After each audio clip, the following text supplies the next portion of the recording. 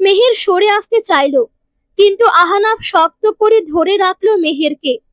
মেহের আহনাফের দিকে প্রশ্নসূচক দৃষ্টিতে তাকাতেই আহনাফ অভাবনীয় এক কাণ্ড ঘটালো। মেহেরের অধর যুগল ততক্ষণে আহনাফের দখলে। মেহেরের আহনাফের কাছ থেকে পাওয়া প্রথম স্পর্শ।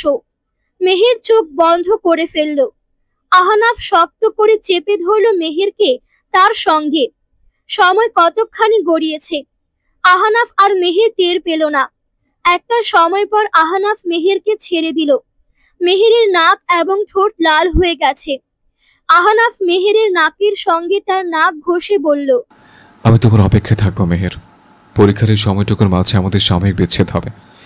এরপর আর কখনোই আমাকে কেউ তোমার কাছ থেকে দূরে সরিয়ে রাখতে পারবে না। তুমি তো জানো না আমি কতটা কষ্ট করে নিজেকে তোমার কাছ থেকে দূরে সরিয়ে রাখছি। আমার এই অপেক্ষার তুমি চড়া দাম দেবে, বুঝতে পেরেছ? মেহের কাঁদতে কাঁদতে আহনাফের কথায় সায় জানালো। আহনাফের হাত ধরে ছাদ থেকে নেমে এলো মেহের। আহনাফ মেহেরকে তার রুমে নিয়ে যায়। তারপর আলমারি থেকে একটি 3 পিস নামিয়ে মেহেরের হাতে দিল। মেহের 3 পিস হাতে নিয়ে ওয়াশরুমে ঢুকে পড়ল। তারপর চেঞ্জ করে এসে পরনের শাড়িটা আহনাফের হাতে তুলে দিল। আহনাফ শাড়িটা তার নাকের সামনে তুলে ধরল। মেহেরের গায়ের সুগন্ধি লেগে আছে যে এই শাড়িতে। মেহের দেখলো আহনাফের এই পাগলামিটুকু। আহনাফ আলমারিতে শাড়িটা রেখে দিল সুন্দর করে।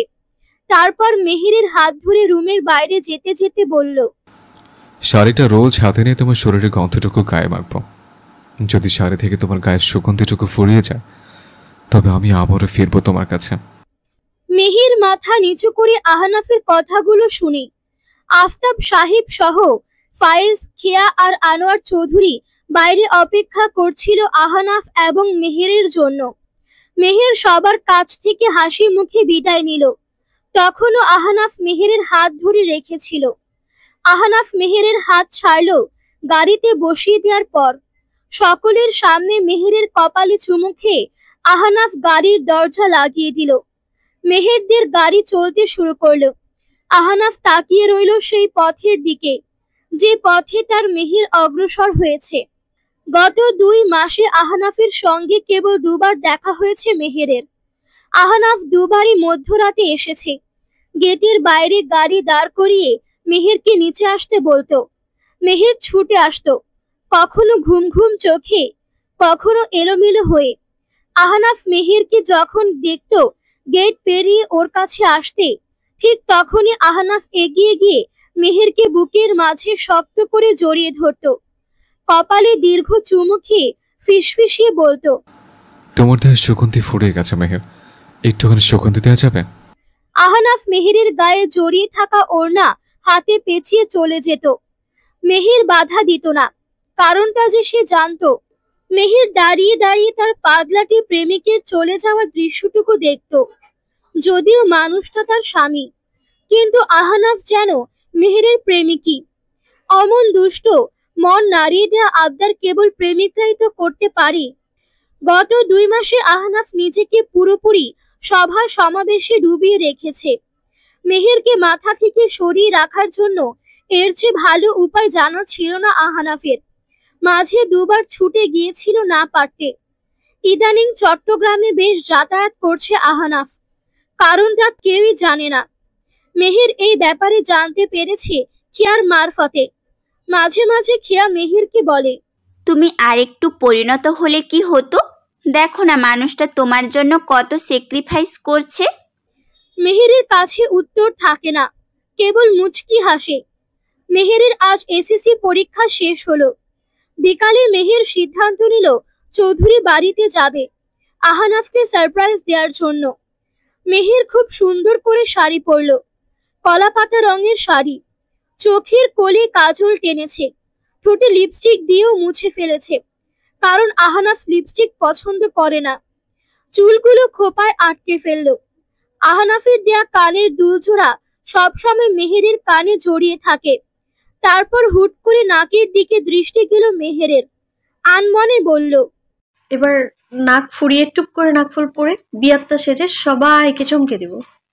তারপর মোবাইল আর পার্স নিয়ে রুম থেকে বের হয়ে গেল মেহের।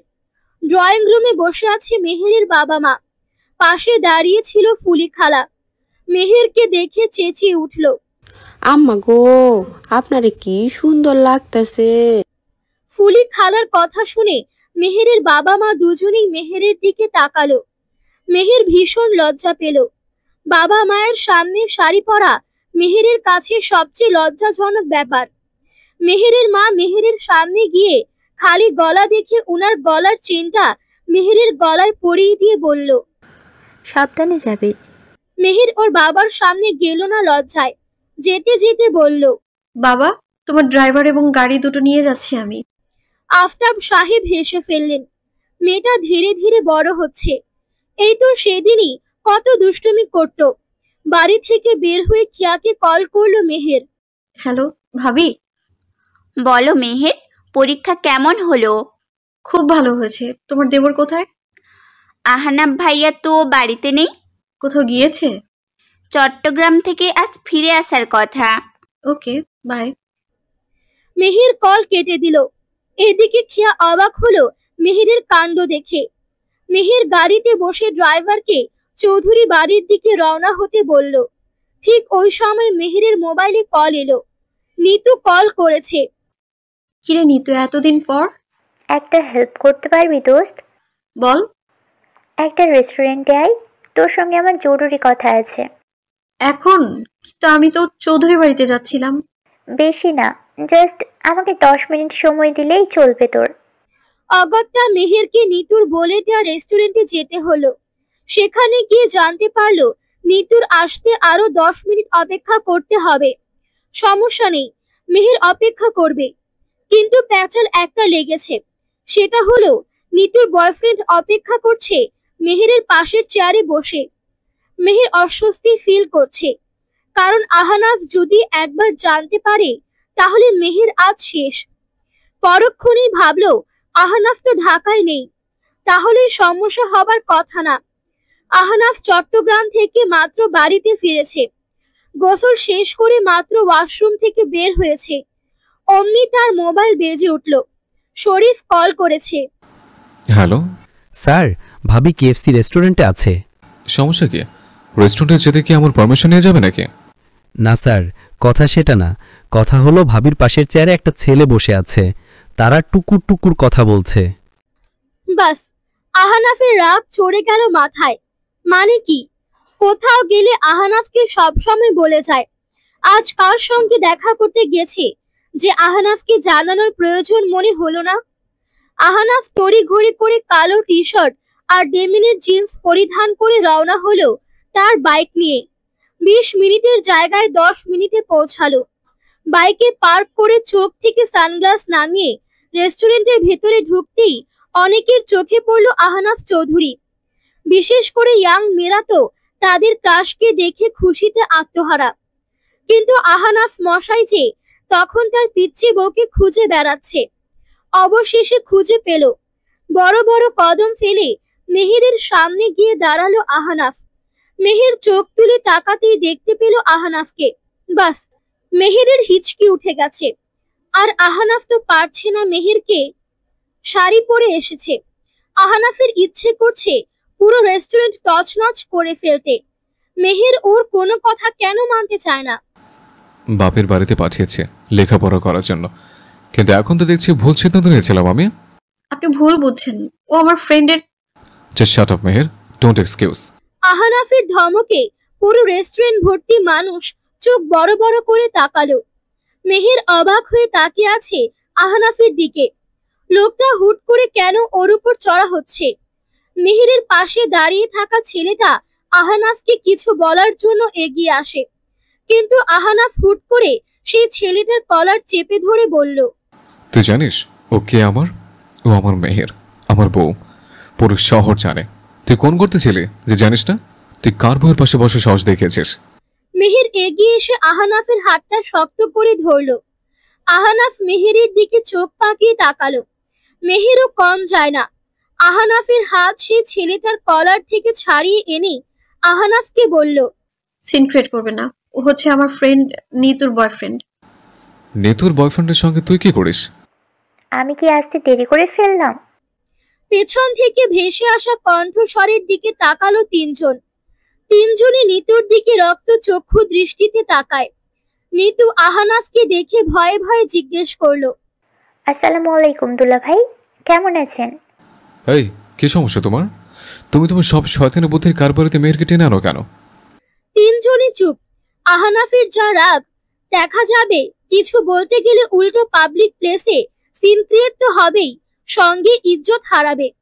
আহানাফ রেগে মেগে মেহেরকে সঙ্গে না নিয়ে রেস্টুরেন্ট থেকে বের হয়ে যায়। মেহের নিতুর দিকে তাকিয়ে কাঁদো কাঁদো গলায় বলল, তোর জন্য আমার সব সারপ্রাইজ নষ্ট হলো বান্দরনি। হ্যাঁ। মেহের আচমকা শূন্যে ওঠার কারণে চিৎকার করে উঠল। আহানাফ মেহেরকে কোলে নিয়ে নিতুর দিকে তাকিয়ে বলল, ফার্দার তোমাদের বয়ফ্রেন্ড অ্যান্ড গার্লফ্রেন্ড ইস্যুতে মেহেরকে ডাকবে না, গট ইট? নিতু মাথা নাড়িয়ে হ্যাঁ বোঝালো। আহানাফ মেহেরকে কোলে নিয়ে রেস্টুরেন্ট থেকে গটগট করে চলে গেল। পুরো রেস্টুরেন্টের মানুষ হতভম্ব হয়ে গেছে। পাশাপাশি নিতুর বয়ফ্রেন্ড নিতুকে বলল, নিতুর বয়ফ্রেন্ড নিতুর এক্স হয়ে রেস্টুরেন্ট থেকে বের হয়ে গেল। আর নিতু বোকার মতো নিজেকে নিজে বলল, আমি কি করলাম বে? রেগে আছেন কেন? আমি আপনার জন্যই শাড়ি পরেছি, ট্রাস্ট মি।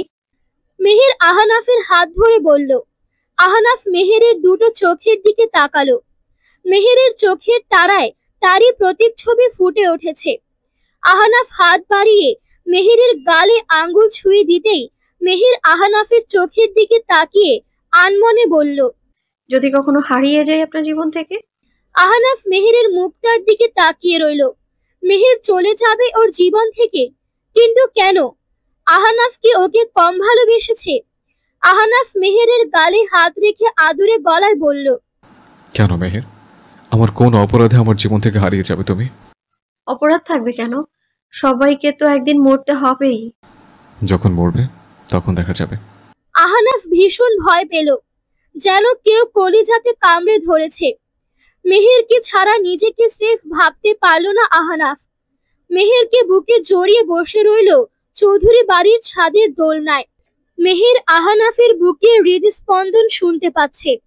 মেহের আরেকটু কান চেপে ধরল আহানাফের বুকে।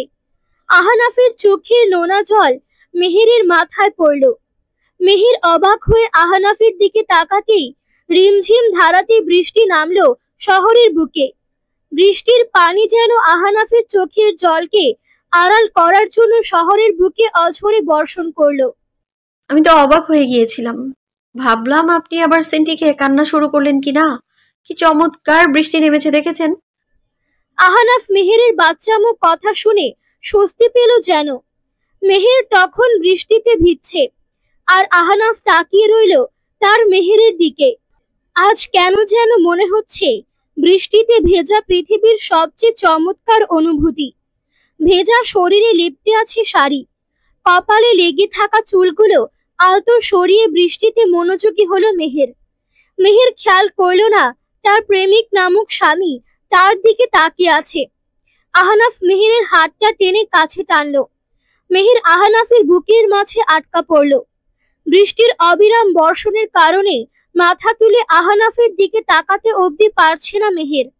আহানাফ চট করে মেহেরকে কোলে তুলে নিল। ভেজা শরীরে আহানাফ ছাদের চিলে কোঠায় ঢুকলো মেহেরকে নিয়ে।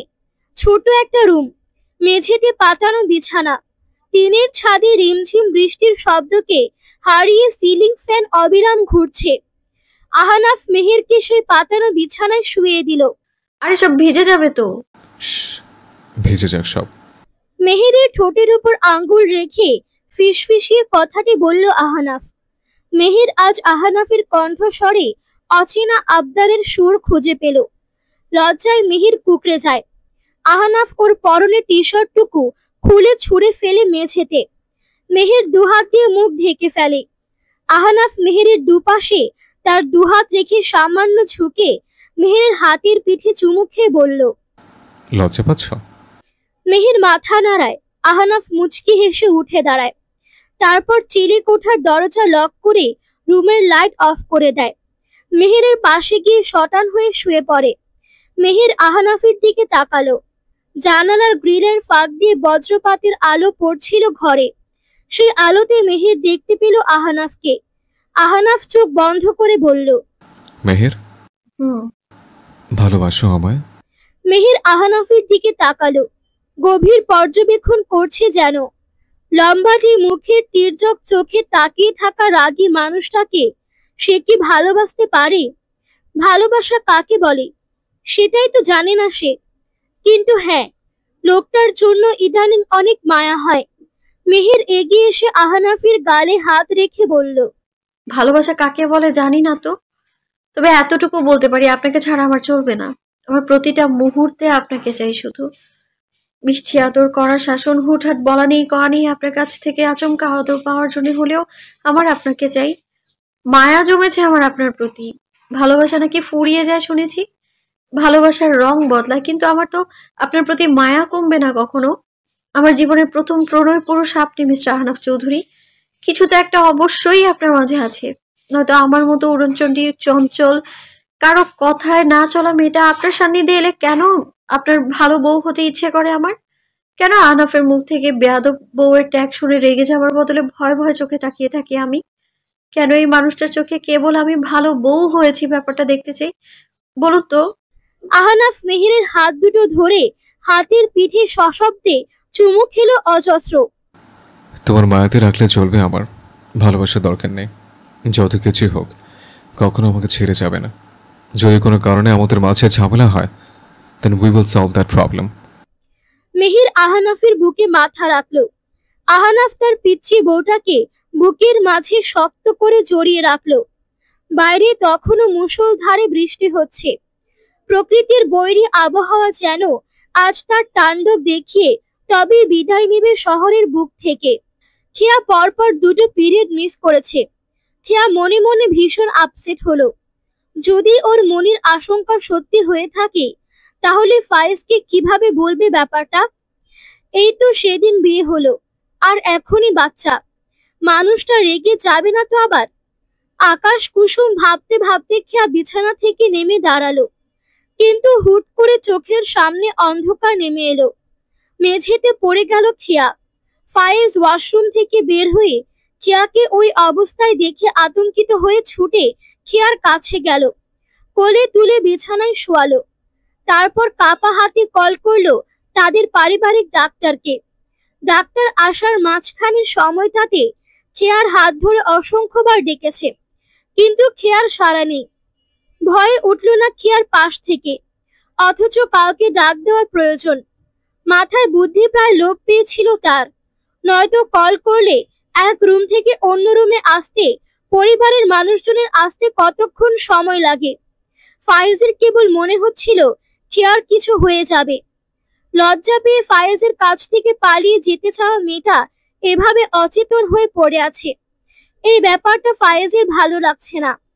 For God's sake, Khea, wake up. I can't tolerate this moment.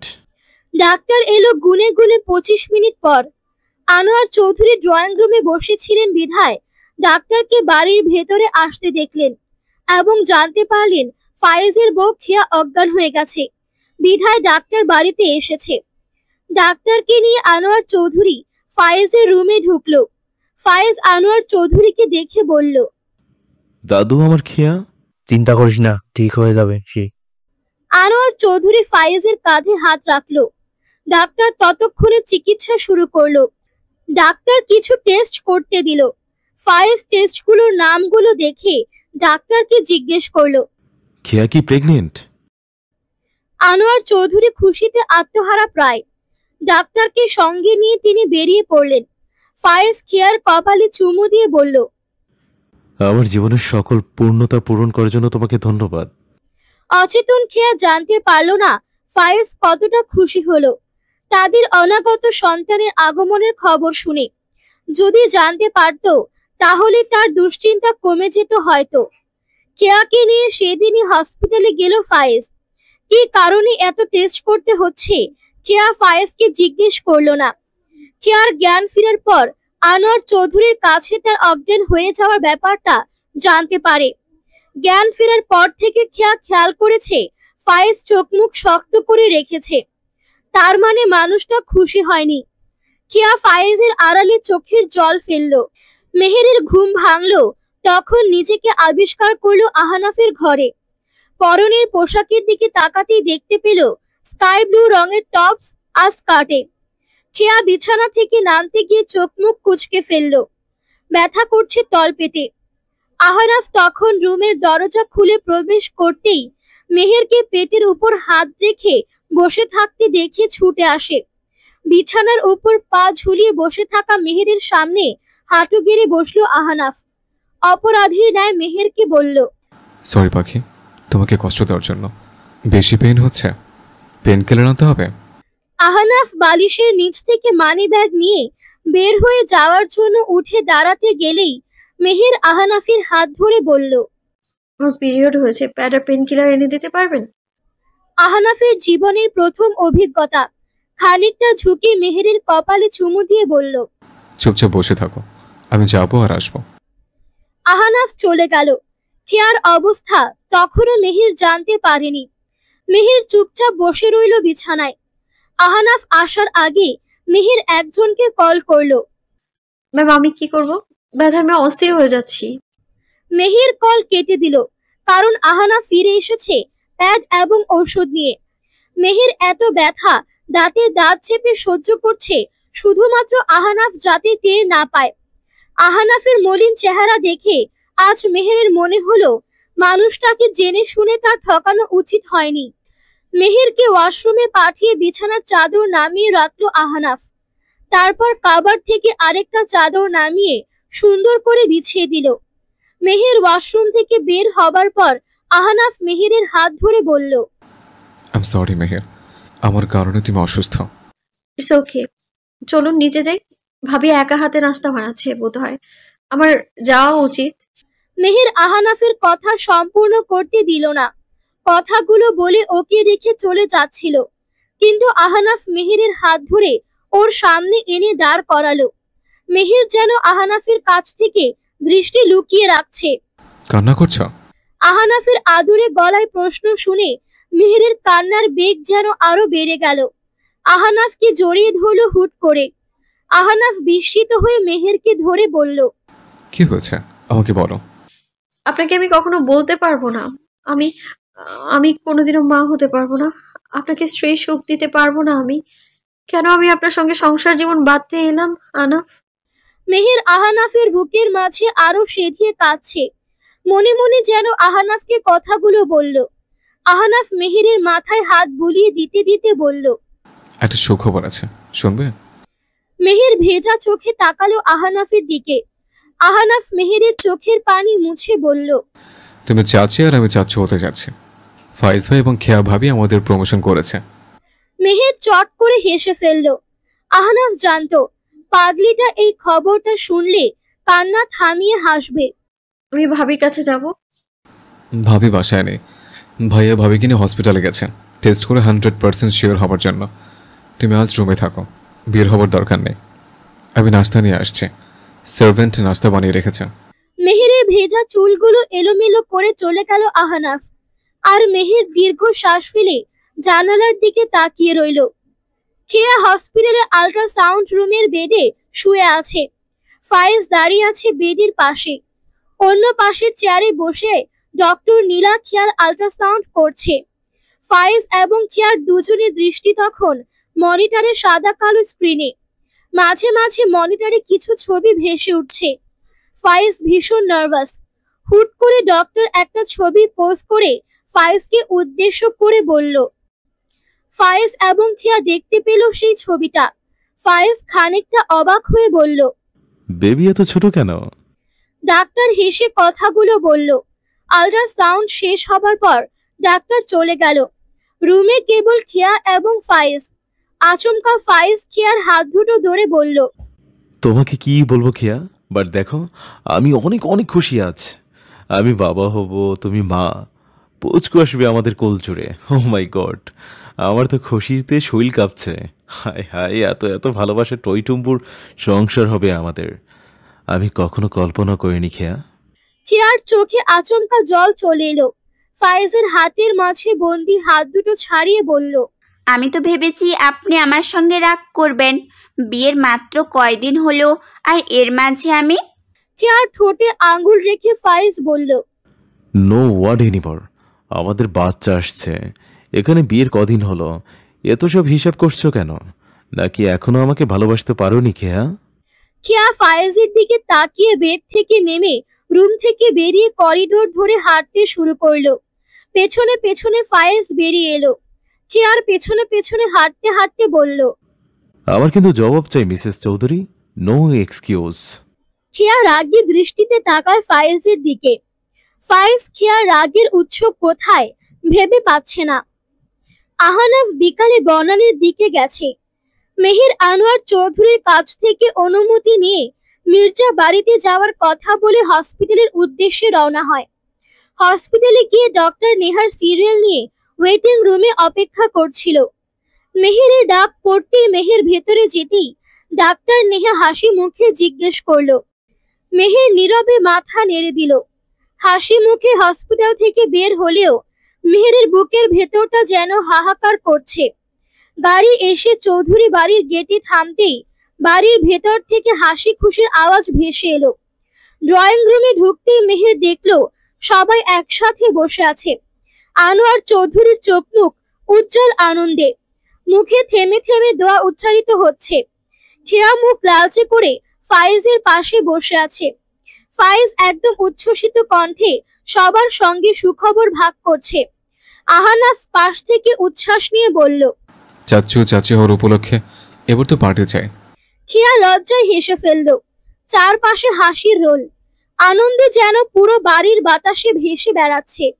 Meher সবার মাঝে দাঁড়িয়ে আছে, কিন্তু কারো চোখে ধরা পড়ছে না তার নীরবতা।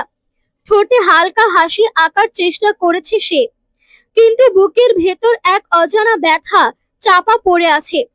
মেহের মনে মনে বলল, ওরা সবাই খুশি, বাচ্চা আগমনের খবরে খুশি, অথচ আমার জীবনে হয়তো এই সুখ কোনোদিনও আসবে না। মেহের ঠোঁটে জোর করে হাসি ফুটিয়ে এগিয়ে গেল খেয়ার দিকে। খেয়াকে আলিঙ্গন করে বলল, কংগ্রেচুলেশনস ভাবি, আল্লাহ তোমাদের জীবনে অফুরন্ত সুখ দিক।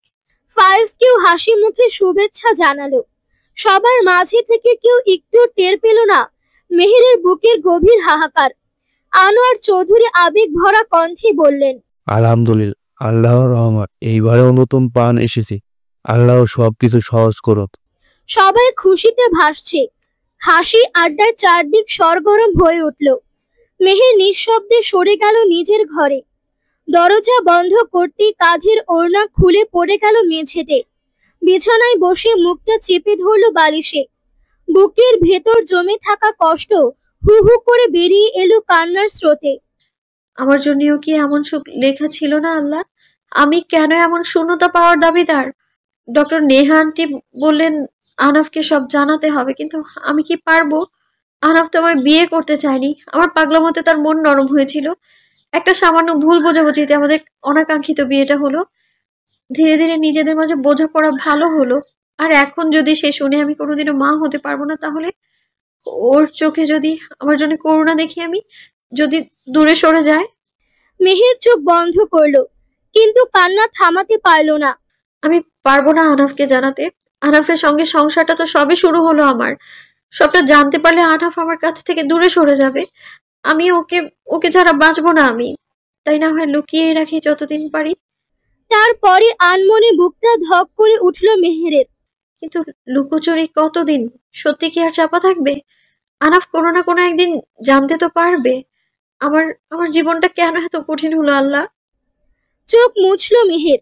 আয়নায় নিজের প্রতিচ্ছবি দেখে ফিসফিস করে বলল, সত্য জানার পর আনাফ কি ছেড়ে যাবে আমায়?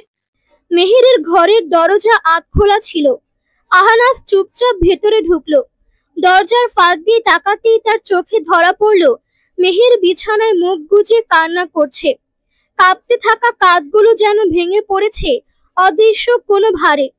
আহনাফ কয়েক মুহূর্ত থমকে দাঁড়িয়ে রইল, তারপর কপালে ভাঁজ পড়ল। ধীরে ধীরে এগিয়ে গেল মেহেরের দিকে। মেহের, আহনাফের কণ্ঠে নরম ডাক শুনে মেহের দ্রুত মুখ মুছে ফেলল। উঠে বসে ওড়না টেনে নিল মুখের সামনে। না, কিছু না, ঠিক আছে আমি। আহনাফ মেহেরের দিকে তাকালো। তার চোখে লালচে ছাপ স্পষ্ট। সে আর কিছু জিজ্ঞেস করলো না, শুধু পাশে বসে রইল। ঘরটা নীরবতায় ডুবে গেল। বাহিরে হাসির শব্দ ভেসে আসছে, আর ভেতরে এক নীরব যন্ত্রণার সাক্ষী হয়ে বসে আছে দুজন মানুষ। আহনাফ ধীরে মেহেরের হাতটা ধরতে গেল, কিন্তু মেহের কেঁপে উঠে হাত সরিয়ে নিল। আহনাফ স্তব্ধ হয়ে তাকিয়ে রইল। মেহের কি কোনো কারণে রেগে আছে, নাকি কিছু লুকাচ্ছে? ওর চোখের কোণে জমে থাকা জল সব প্রমাণ দিচ্ছিল কিছু একটা গভীর কষ্ট আছে মেহেরের। আহনাফ নরম গলায় বলল, মেহের, তুমি জানো তো আমার চোখে জল আমি সহ্য করতে পারি না। তুমি আমাকে না বললে আমি কার কাছ থেকে জানবো?